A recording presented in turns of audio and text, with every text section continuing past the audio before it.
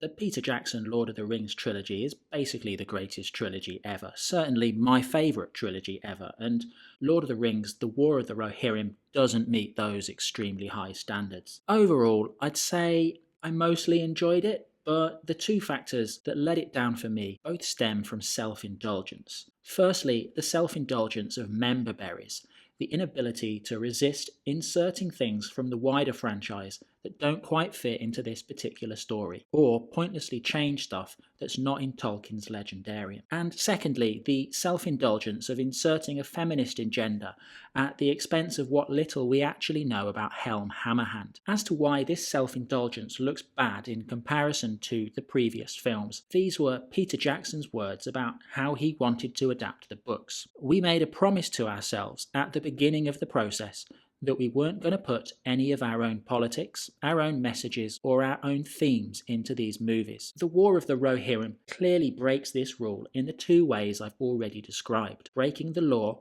and inserting a creator's own agenda. This reduces War of the Rohirrim to ultimately a curiosity rather than the epic it could have been. Before I go any further, I just want to say I will be liberally spoiling stuff, so bear this in mind as you continue watching. There's definitely evidence of some of the love and care and attention to detail that came through so strongly in the original films.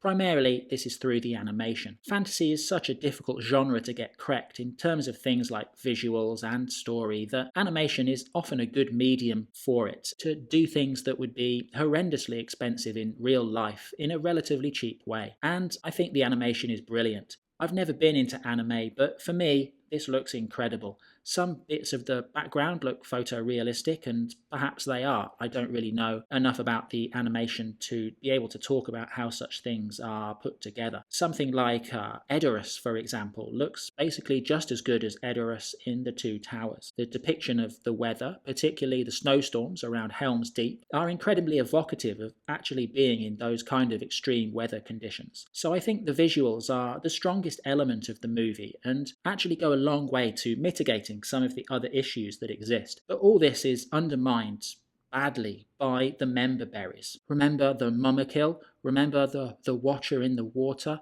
Remember Saruman and Gandalf? Remember the Ring? Remember that? There's so many jarring moments that just don't fit in the main narrative at all, or do fit in the main narrative but are overly reminiscent of moments from the previous movies. Personally, the most egregious member berry was the rings. So somewhere in the second half of the movie, Hera is outside the fortifications of Helm's Deep and comes across three random orcs who have orders from Mordor from Sauron to search out and collect rings. The two main orcs are voiced by Dominic Monaghan and Billy Boyd, who played Merry and Pippin in the original movies. I guess these are nice cameos, but why are there three random orcs in the middle of a siege? Why has no one noticed them? How did they get there? Why are they doing this in the middle of winter rather than in the summer? Where are they sleeping? How are they managing to hide from people? It feels self-indulgent and crowbarred in. I mean, I guess it does lead to something at the end of the movie. I guess technically it would be called a payoff, but it doesn't really pay off. It does set up a sequel, I suppose. I wonder if it's a contractual obligation for writers to potentially set up a sequel in every movie they do, even if the movie doesn't necessarily call for it. Now, the payoff for these two orcs looking for rings comes in terms of Hera, who isn't Queen of Rohan at the end of the movie, getting a message from a wizard who wants to talk to her about the orcs looking for rings. There's a pause of a few seconds, and then she says, "His name is Gandalf."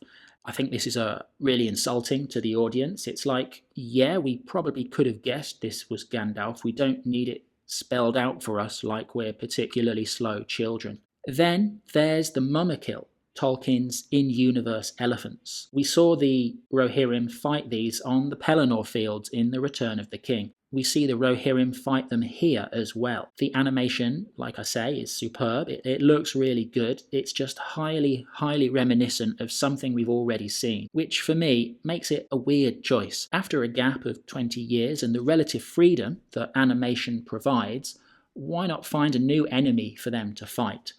So I think it's lazy as well as weird. To get really nerdy for a minute, early in the story, we hear that the Mumakil have been seen to the south and the west of Rohan, which makes no sense in terms of the geography of Middle-earth. And I know that seems really pedantic, but if you want to make a fantasy movie in one of the most successful franchises of all time, you need to pay attention to the details, and the Peter Jackson trilogy paid attention to the details, and the Peter Jackson trilogy is the obvious comparison for War of the Rohirrim. Next, there's the Watcher in the Water, or a Watcher in the Water, as I think one of the characters said. I'm not completely sure, maybe I caught it wrong, but the idea that there is more than one of these is, I think, something new in this film, and the sequence they use it in is actually pretty cool and inventive and gnarly. But again, at the risk of sounding nerdy, it's another example of adding something to the universe that Tolkien didn't have, at least not in the same way. I guess I'd possibly let this one go if it wasn't for everything else around it. There's even examples of dialogue taken from the trilogy. For example, where Hera talks about the antagonist having his eyes fixed on me, like Sauron was referred to a few times in The Return of the King. Also, the battle that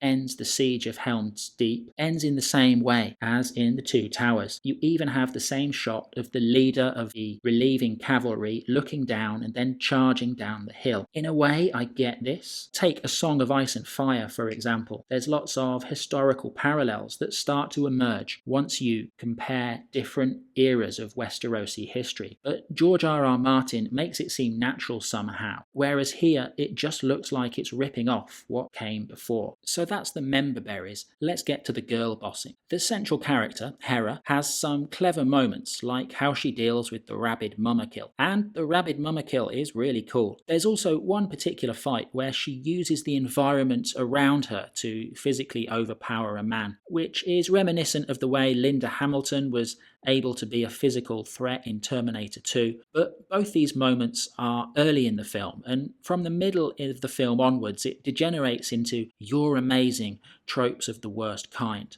The writers are clearly uninterested in Helm Hammerhand and can't wait to get him out of the way. We don't get any of his reaction to the death of his sons, which for me just goes to show how much the filmmakers don't care about his character. We get the usual cheesy bad girl boss dialogues, best shown in Helm's death scene. "They don't need me," he says. "The people of Rohan need you to lead them. I was wrong about you, daughter." It's an idiotic death scene from writers who are eager to insert themselves into the narrative and wave away the actual main character, and then at the end of the movie have her go, "I don't want to be queen. I'm a free spirit." After so many years of bad girl boss movies, to see this level of intellectual dishonesty in Lord of the Rings is honestly really disappointing. How can the people who were involved in the original trilogy think that this is actually acceptable? To sum it all up, there was a lot I enjoyed about this, and seeing a Lord of the Rings movie in the cinema at Christmas is certainly a nostalgia trip, but the things I didn't like were just terrible.